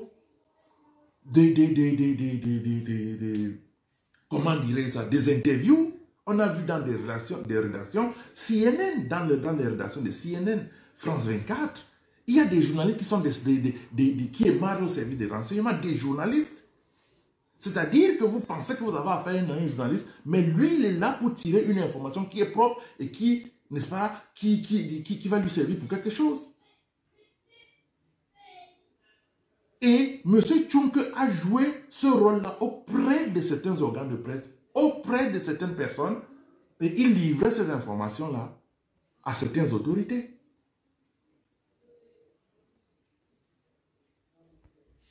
Quand donc tous ces gens-là veulent se faire passer pour des messieurs propres, ça fait rigoler et il faut les dénoncer.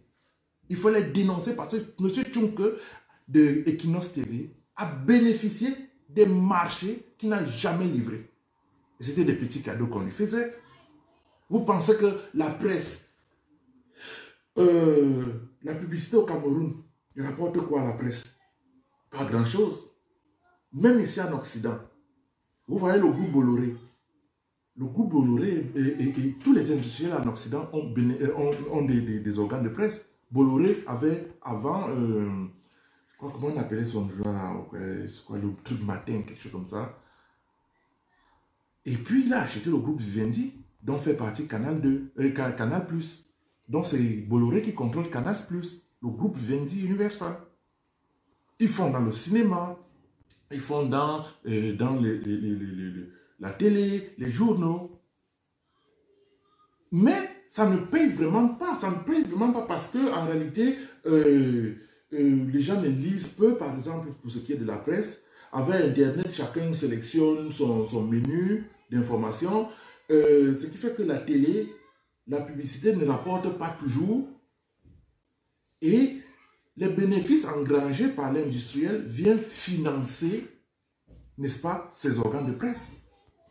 Parce que grâce à ces organes de presse, ils touchent un certain nombre de personnes, ils diffusent un certain nombre d'informations. C'est ainsi qu'avant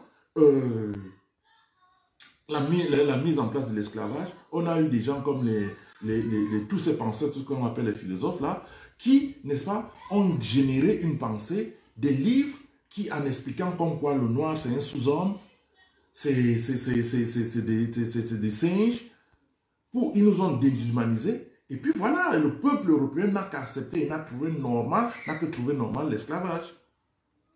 Donc, les industriels, dans leur conquête, dans leur prédation, ont besoin des médias et ils en créent. C'est ces médias, généralement, qui vont vous traiter un président africain de dictateur comme Kadhafi, alors qu'en réalité, le but caché, c'est de s'emparer du pétrole libyen. C'est la même chose que vous voyez tous ces médias, commando, comme je les appelle, s'en prendre au président de la République, parce que le président de la République a refusé de les céder ce dont ils veulent. C'est la même chose qu'ils font à Willy Bongo. Notons que des journaux comme Jeune Afrique, certaines autorités à Yaoundé trafiquaient avec Jeune Afrique, avec des rétrocommissions. À partir du moment où le président de la République a dit que Lucien Alesi ne sait même pas à quoi lui sert tout cette campagne médiatique sur sa personne et qui coûte énormément cher parce qu'il fallait verser près de 1 milliard chaque année à Jeune Afrique. Et ce n'était pas seulement le Cameroun, il y avait beaucoup de pays africains, le Gabon, tout ce que vous connaissez comme pays africains, francophones généralement. Mais le président de la République a dit qu'il ne sait pas à quoi ça lui sert. Il a mis fin à ça.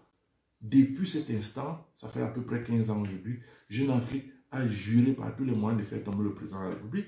Et quand vous ne comprenez pas ce sale jeu, ce mensonge, ce jeu d'intérêt qui se cache derrière, vous ne pouvez pas savoir pourquoi Jeune Afrique va toujours titrer tout ce qui est...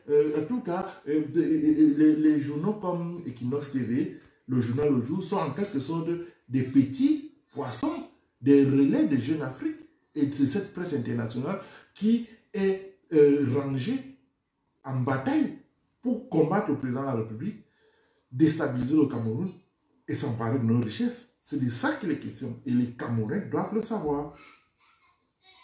Et M. Kamto a donné un certain nombre de gages pour, n'est-ce pas, s'assurer d'une ascension au pouvoir.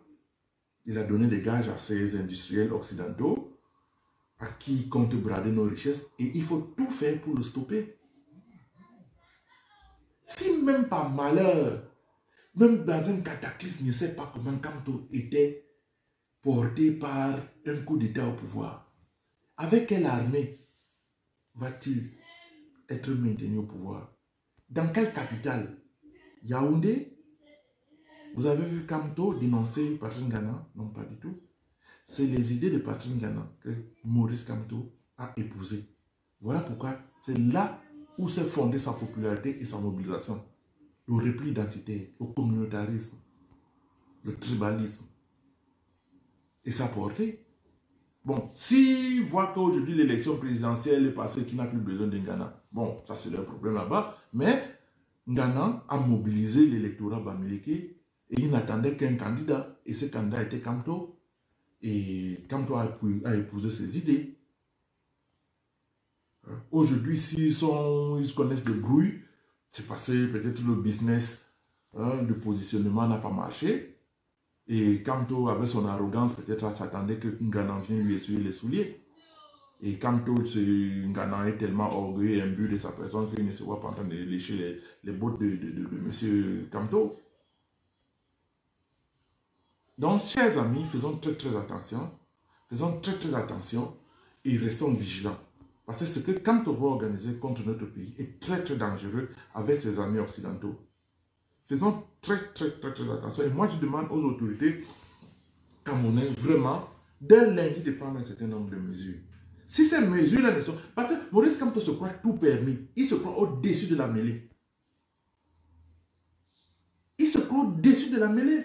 Donc, si rien n'est fait, il va continuer dans cette provocation jusqu'à ce qu'un jour, on va organiser, comme Célestin Jamin et Madame Doki, une histoire où on va montrer une blessure et tout ça aboutit à un soulèvement, à des gens qui crieront vengeance partout dans le pays, des gens de sa communauté.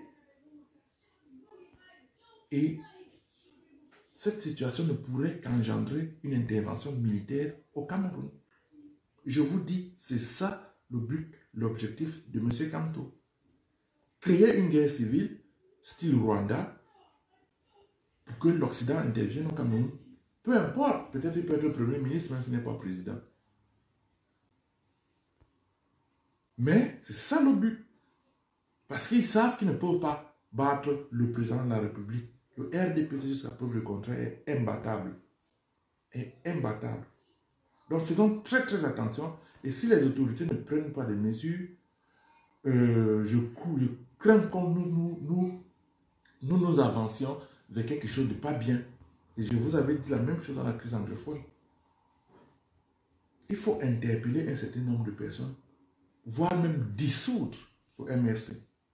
Je dis bien dissoudre. D'ailleurs, le MRC n'a pas de statut. C'est une légalisation, il n'a pas de statut. Le MRC n'a pas de comptabilité. Son Okala est bodé, M. Okala est bodé, il peut vous dire qu'il a un livre comptable du MRC. Madame Noah peut vous dire qu'elle a un livre comptable du MRC. Ils n'ont pas.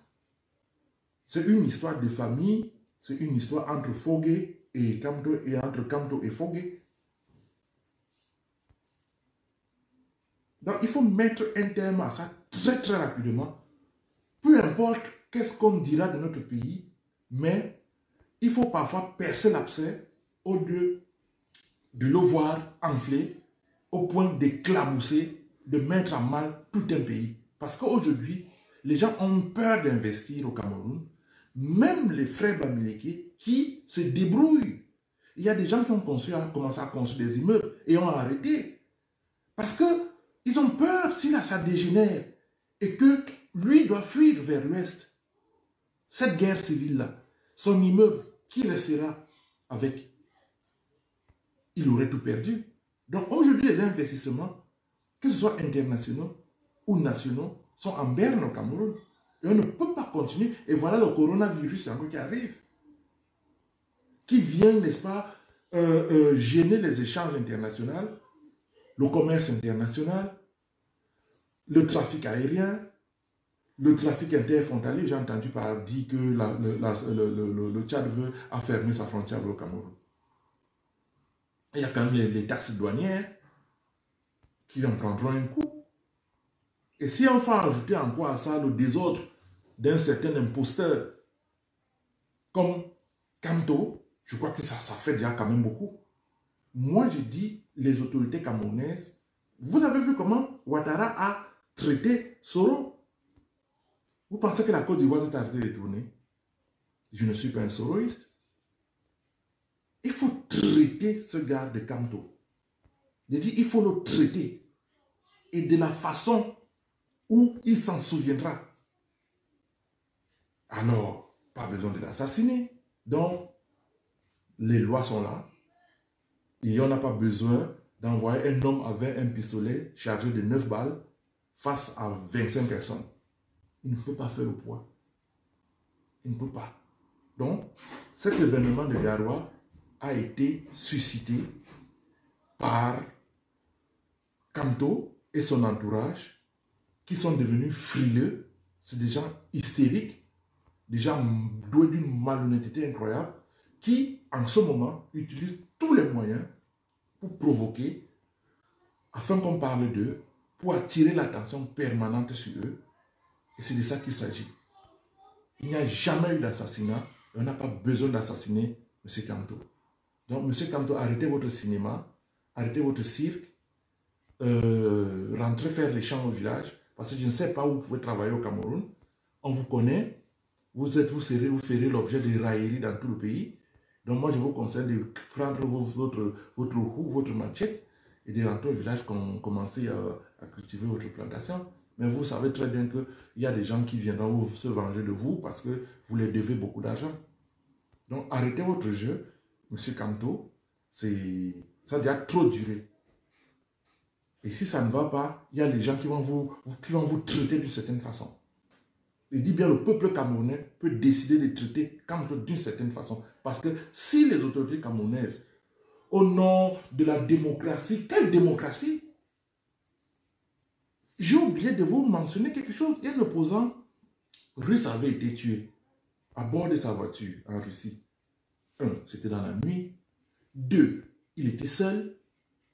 Vous imaginez donc un monsieur qu'on envoie dans une foule de près de 50 personnes avec une arme contenant seulement 9 cartouches. Si ce n'est pas une affaire de science-fiction, je veux qu'on m'explique comment est-ce possible de de faire courir non seulement un risque à ce monsieur-là, en sachant très bien qu'il peut être neutralisé, et ce qui va encore donner plus de notoriété à Kamto, qui va jouer sur la victimisation. Et ils ont dit même, ils ont contacté l'ONU pour une enquête au Cameroun, pour cette affaire-là. Est-ce que vous voyez comment l'homme noir est bête? C'est-à-dire que la bêtise nègre, quoi. Je n'ose plus écrire ce mot-là sur Facebook parce que Facebook me censure chaque fois que je dis ça. C'est d'une bêtise incroyable. C'est-à-dire que pendant qu'on s'est à se délier des chaînes de l'esclavage, M. Kamto a déjà demandé une enquête internationale. Internationale. Pour un soldat qui est passé près de sa voiture avec une arme. C'est-à-dire que Kamto, aujourd'hui, il faut le laisser.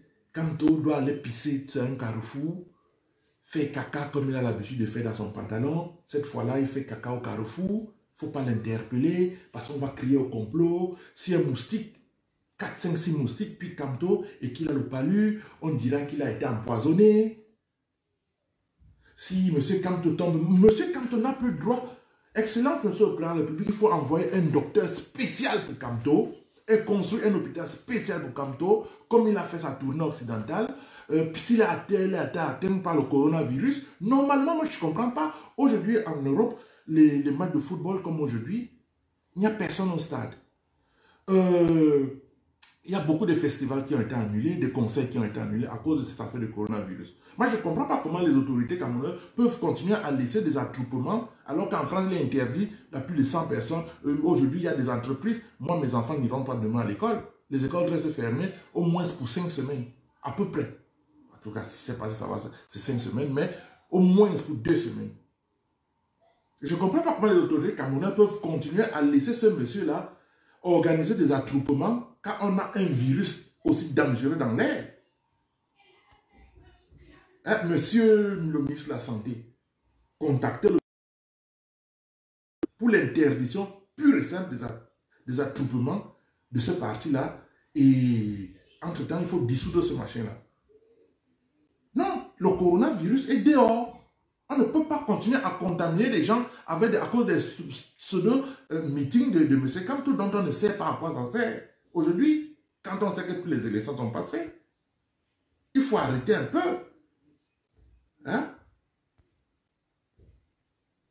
Moi, donc, je propose l'interdiction de tous les rassemblements du MRC sur toute l'étendue du territoire au nom de la protection des individus et au nom de l'arrêt de la diffusion du virus coronavirus.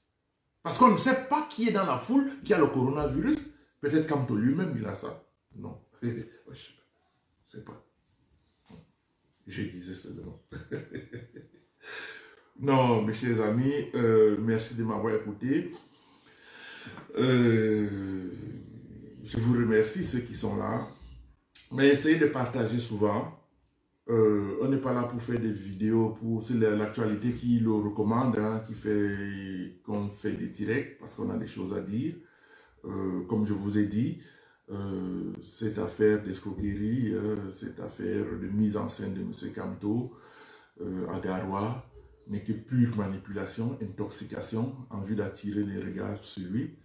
Monsieur Kamto est en perte de vitesse et il sent sa mort politique, son enterrement politique, parce qu'il est déjà mort politiquement en réalité. Et il va assurer sa survie. Et il dit que c'est un revenant, quoi. Et puis, vous avez ces voyous, je dis bien voyous, de radio Equinox, de télévision Equinox, et le jour et tout le reste, hein, il y a d'autres. Et puis, je voulais aussi parler de ce jeune-là, de notre jeune frère Chéri Bojiko. Monsieur Chéri Bojiko, vous connaissez bien Mbongo, n'est-ce pas?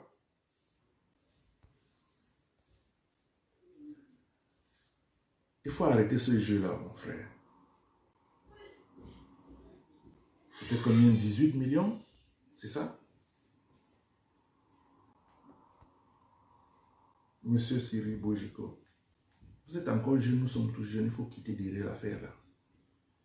Si vous pensez que vous allez garder certains prisonniers politiques hors de l'eau avec votre radio, ou porter votre frère de village par tous les moyens, par une insurrection, hein, mais sache que nous savons que vous avez pactisé avec un homme comme Bongo. Ce qui s'est passé dans votre bureau, souvent à la CATV là-bas, des petites odeurs qui flottaient dans l'air là. Si vous voulez, on peut tirer ces tiroirs. Hein. Donc, monsieur les frères, notre pays est très très fragile. Faisons très très attention. Sur ce, une fois de plus, je vous remercie de m'avoir écouté. Ceux qui vont écouter et regarder la vidéo après la regarderont. Continuez à partager. Nous sommes là pour démasquer un certain nombre de personnes. Parce qu'il est hors de question que ceux qui ont amassé les fortunes, qui ont pillé le pays, cherchent à bénéficier d'une protection, cherchent à conquérir le pouvoir pour protéger ses intérêts, pour protéger ses privilèges, pour que le bas peuple, les petites personnes qui n'ont pas de travail, qui n'ont pas d'emploi, on construit une école, on veut construire un hôpital, il y a des gens qui détournent de l'argent, les appareils dans les instruments de l'hôpital ne fonctionnent pas, on fait dans les surfacturations, on a à peine construit un projet déjà qu'il a déjà échoué, parce qu'il y a des gens qui se constituent toujours pour piller les caisses de l'État. Et c'est ces gens qui sont derrière toutes ces manigances que vous voyez en ce moment dans notre pays. Et il faut les dénoncer, continuer à être vigilant, ne pas céder à la provocation. Donc sur ce, je voudrais vous dire merci encore. Et puis, on se revoit à la prochaine. L'assassinat de Kamto n'était qu'une mise en scène très ridicule selon de nombreux observateurs. Conscient du fait qu'il a raté sa carrière politique, et surtout qu'il ne pourra pas se porter candidat au présidentiel de 2025, Maurice Kamto est désormais prêt à se livrer à toutes les activités susceptibles de troubler l'ordre public au Cameroun. Ici, Christine Muriel, pour Universal News TV. Merci de suivre Universal News TV sur YouTube, nous vous rassurons que les informations que nous diffusons au quotidien sont suffisamment crédibles. Alors, n'hésitez pas à liker la vidéo si elle vous plaît, et si vous êtes nouveau sur la chaîne. N'oubliez pas de vous abonner et d'activer la cloche de notification pour ne pas rater nos prochaines vidéos.